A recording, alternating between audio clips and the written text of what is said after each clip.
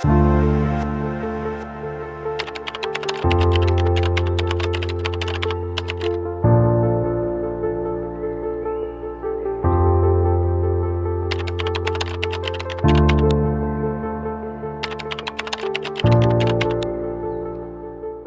établissement scolaire dispose d'un PPMS, d'un plan particulier de mise en sûreté, qui permet à l'établissement de s'organiser pour faire face à un événement dit majeur. Donc le risque nucléaire, l'événement nucléaire est considéré comme un risque majeur. Donc le PPMS permet à un moment donné de mettre en sûreté toutes les personnes présentes dans l'établissement, qu'il s'agisse des élèves, des enseignants, mais également des personnels qui peuvent être dans cet établissement, donc les mettre en sûreté face à l'événement.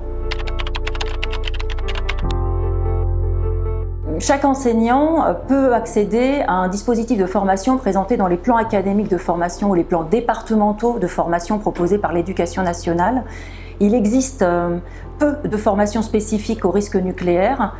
Pour autant, nos formateurs proposent des formations sur le PPMS, sur l'éducation au risque, et dans ces cadres-là sont amenés à développer des volets sur le risque nucléaire en fonction des risques présents sur le territoire.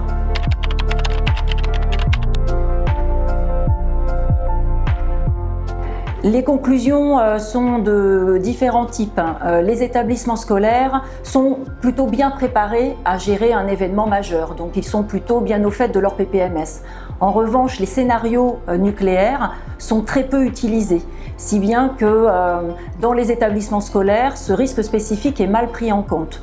Par ailleurs, ces établissements, donc 80% de répondants sur cet audit qui a eu lieu autour de Golfech, 80% des répondants montrent qu'il y a vraiment un appétit à connaître mieux ce risque pour pouvoir mieux le retranscrire à la fois aux élèves et en termes de préparation de crise.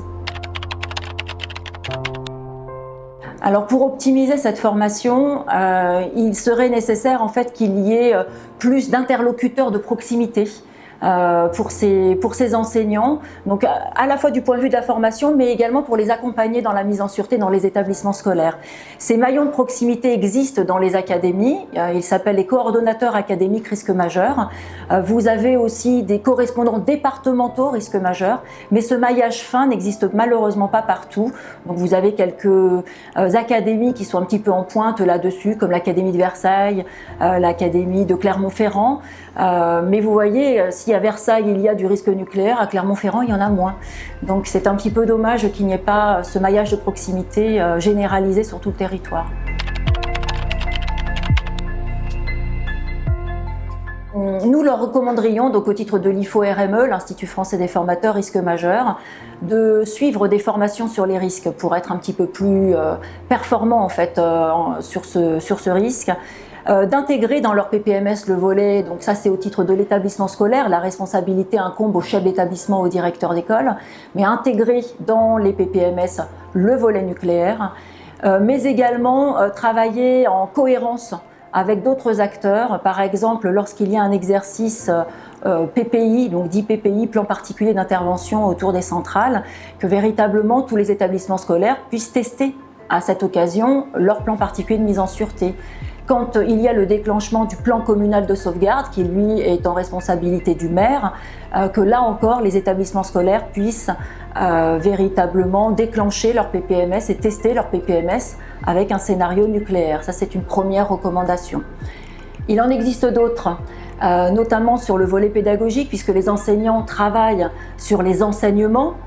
Donc dans ce cadre-là, il est important qu'ils puissent se saisir aussi des ressources existantes. Il en existe de nombreuses. Il existe des expositions, des maquettes qui sont co-élaborées par des experts, que ce soit ceux de l'Institut de radioprotection et de sûreté nucléaire, de l'Autorité de sûreté nucléaire, des commissions locales d'information et évidemment de l'Institut français des formateurs risques majeurs. Donc ils peuvent se saisir de ces outils, les accueillir dans leurs établissements et en profiter pour qui organiser un débat, qui organiser des portes ouvertes avec les enseignants. Voilà, les modalités pédagogiques sont diverses et nombreuses et les outils existent.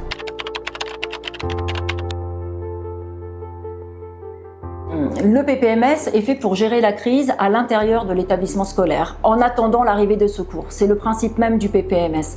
Ce que les PPMS n'intègrent pas, c'est la dimension post-accidentelle. Donc il est important aussi à un moment donné que les établissements scolaires, une fois les élèves mis en sûreté à l'intérieur du bâtiment, puissent aussi peut-être anticiper le post-accident. Ça veut dire que les élèves seront retournés chez leurs parents, parce qu'évidemment ils vont retourner chez leurs parents, mais comment on va organiser la continuité de l'activité scolaire après. Comment on va organiser l'accueil d'élèves sur un territoire qui est plus ou moins contaminé. Voilà, donc ce sont des questions qui actuellement ne sont absolument pas considérées par les établissements scolaires. Voilà, il y a déjà le PPMS à porter sur le volet nucléaire, donc la réaction immédiate, mais le post-accidentel est quelque chose qui n'est pas encore considéré. Sur les territoires, vous avez une grande diversité parce que c'est une question de personnes. Donc quand vous avez, je sais pas moi, un chef d'établissement qui s'intéresse au risque nucléaire ou des responsables départementaux de l'éducation nationale, c'est-à-dire la hiérarchie de l'éducation nationale qui s'y intéresse, elles vont être invitées de fait aux commissions locales d'information. Cela n'existe pas partout. La représentation des préoccupations de l'éducation nationale au sein des CLI peut également être portée par notre réseau de formateurs. Un certain nombre de nos formateurs sont issus de l'éducation nationale. Donc vous avez la possibilité pour ces formateurs de siéger au titre de l'IFO-RME dans les CLI.